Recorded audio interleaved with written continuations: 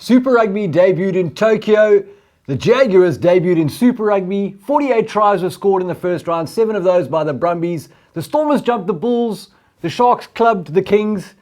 Tank was excited about the Mauls. Really? I cannot tell you how excited I am to see some development there. I think you're going to try. I'm going to try. But I just need to tell you, get it off my chest. I mean, so some have compared the Maul to the Scrum, but it's just such a different entity. The Scrum has rules of engagement. It is a primary starting phase. The Maul is a derivative of either a line-out or some other form of game in the middle of the game. And it's nothing short of legalized obstruction.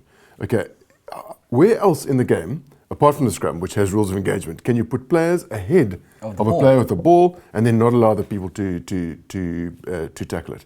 It is a dreadful part of the game and needs to be eradicated. Wow. Okay, I love them all. I like the idea of them all. Look at we're sucking in a lot of forwards there. It's creating space for the backside wide. But I'm with you on this. The way that the Maul has kind of morphed into this flying V where no one can get to the ball carrier is silly, and it needs to be more of a competition. I think you'd agree with that. I would indeed. That said, what the Stormers did to the Bulls at the end there with that 25-meter driving Maul was nothing short of incredible. But it's still a case of legalized obstruction.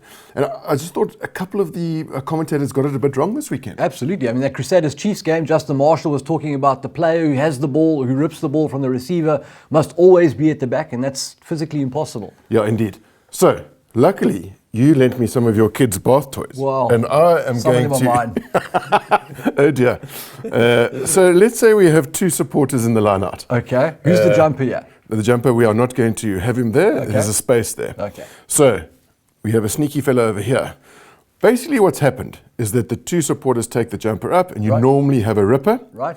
And what you have is a sneaky fish. Smells fishy. And all they've done is said, okay, you are not allowed to swim to the back of the Maul. Okay. You have to pass the ball backwards. Okay. So it's great.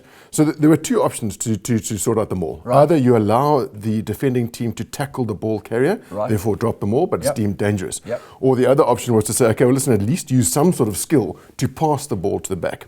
So it's not that complex. Yep. And I thought they got it right. Sharks versus Kings, that was blown up for obstruction because they had pulled the ball to the back. Yep. But Justin Marshall, who I really like as a commentator, got it completely wrong in the Chiefs Crusaders game. What you're looking for now, though, is this cheeky fella.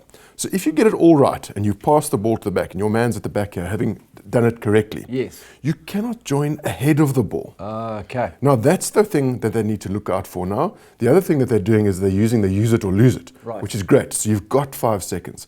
So I think the skill, what's going to happen now is that, to my mind, it looks like you need to set it within the use it or lose it time, and then get it going. Right. And then you have to watch out for these fellows. Nick Groom was very, very close to being ahead of Scurra in that driving Maul at the end. And I think that's what refs need to look out for. So that's where the competition has been created, because in the old days you'd have the guy come down and effectively the other 7 forwards would just swim over him so that he would be at the back and they'd be focused on driving, whereas now you've got this interchange of possession. 100%. Exactly right. So he would just swim to the back and basically got the driving V, as you said earlier.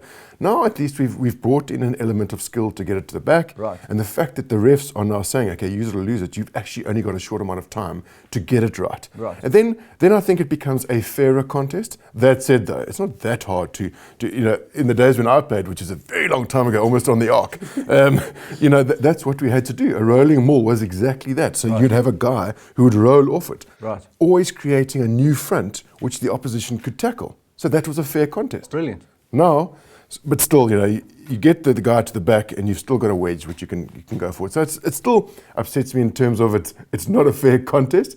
But your point about it sucking in defenders and creating space out wide is an incredibly valid one. Yeah, absolutely. You got that off your chest now. You're feeling better. I'm feeling tremendous. Ready for question of the week? Indeed. Okay, it comes from All Out Rugby. The blokes there would like to know, what did you think of the newcomers to the competition in the first round? Yeah, so 2 out of 3. I thought the Jaguars were incredible. I mean, the Cheetahs imploded like there's no tomorrow, but they're a wonderful addition. It's a little bit concerning that you have a national side in the club competition. Fair enough. But we'll gloss over that. And then I thought the crowd in Tokyo was nothing short of astonishing. It was a fantastic addition. And how polite were they? Yeah. fantastic. I mean, that's what it's a really good addition to the tournament. The Kings. Not so much. Yeah. Do you have another question? Sports question? That's it for this week, guys. Thanks very much for tuning in. Make sure you hit us up with questions using the hashtag ThinkTank, and we'll see you next time. Ciao.